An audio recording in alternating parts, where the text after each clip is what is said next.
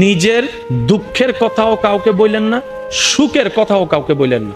কথাটা একটু শুনতে আপনার কাছে অন্যরকম লাগলেও একটু ভিতরে গেলে আপনি নিজেই বুঝতে পারবেন।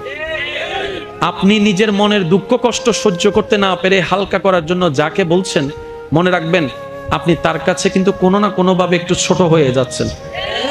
এমনও হতে পারে আপনার দুঃখের সে কথাগুলা আপনার সামনে অভিনয় করে যে আপনাকে বুঝ দিয়েছে, সে পিছনে আপনার সেই দুঃখের কথা নিয়ে হাসি ঠাট্টা করতেও দ্বিধাবোধ করে না, এমন অনেক মানুষ আছে।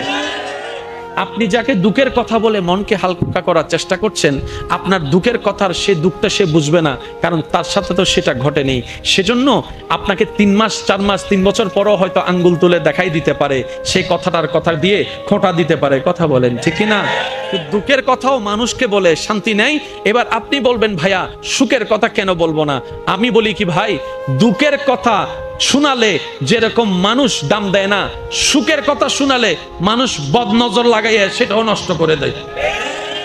কথা বলেন ঠিক কিনা?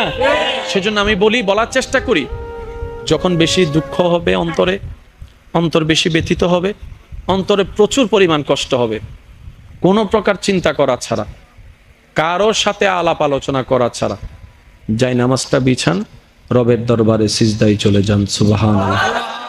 চোখটা বন্ধ করেন, চোখের পানি ছাড়তে থাকেন, মন হালকা হতে থাকবে, সিজদায় রবকে বলতে থাকেন, যা বলার বলতে থাকেন, যেভাবে বলার বলতে থাকেন। মনে রাখবেন আপনার সেই মনের বেতার ভাষা হতে পারে আপনার রক্ত বুঝবে না, আপনার ভালোবাসার মানুষ বুঝবে না, আপনার প্রিয় মানুষ বুঝবে না, কিন্তু আপনি যেভাবেই বলেন না কেন আপনার প্রত্যেকটা শব্দ আপনার রব্বুল আলামিন বুঝবে। সুবহানাল্লাহ।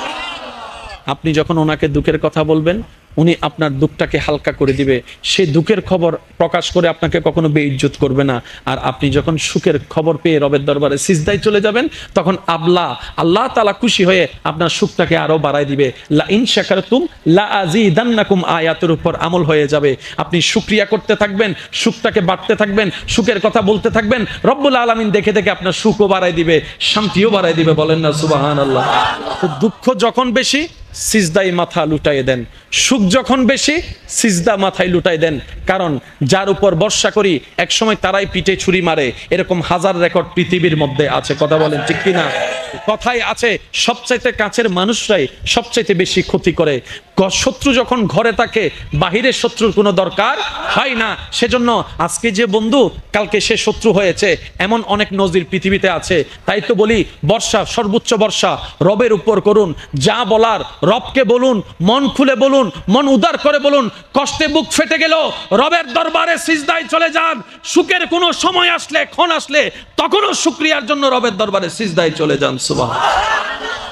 আল্লাহ আমাদের সবাইকে বুঝার তৌফিক দান করুক। বান্দার দোয়া কখনো মিস যায় না। আপনি এই জীবনে মন থেকে রবের কাছে যা দোয়া করেছেন একটাও মিস নেই। আমরা অনেক সময় মনে করি কি আমরা চাই রব দেয় না, না রব দেয়, কিন্তু দেওয়ার সিস্টেমটা আমরা বুঝি না। একটু জোরে বলেন।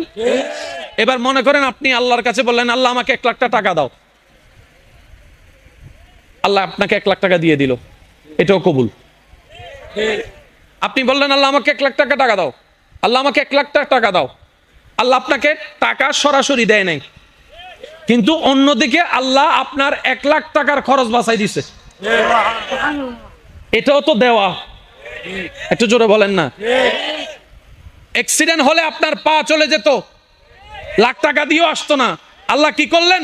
একটু গাড়ির মধ্যে স্ক্র্যাচ দিয়ে লাইট 2টা 3টা ভেঙে কাজ শেষ করে দিয়েছেন। 1 লাখ টাকার কাজ শেষ, 10 লাখ টাকা বাঁচাই দিছে। বুঝতে পারছি? 3য় নম্বর অপশন, আল্লাহ হাসরে কাউকে যখন বাঁচাতে চায় কিছু উসিলা তৈরি করে রাখে, তার মধ্যে একটা উসিলা হচ্ছে দোয়া। ওই বান্দার দোয়া যা দুনিয়াতে কবুল করেন নাই আল্লাহ, এগুলো সব হাসরের মধ্যে রেখে দেয়। যখন বান্দা নেকির পাল্লায় আটকাই যায়, গুনার পাল্লা বেশি হয়ে যায়, ওই দোয়া জমানোর দোয়াগুলাকে আল্লাহ ওনার জন্য বেনিফিটের ব্যবস্থা করে, জাহান্নামী থেকে জান্নাতের ব্যবস্থা করে দেয়। বান্দার করা দোয়া কখনো লস প্রজেক্টে যায় না। বান্দা দোয়া করবে সেটা লসে যাবে, পানিতে ভেসে যাবে, এমন হতে পারে না। সেজন্য সব সময় রবের কাছে দোয়া করতেই থাকবেন, মন ভরে দোয়া করতে থাকবেন। সুবহান।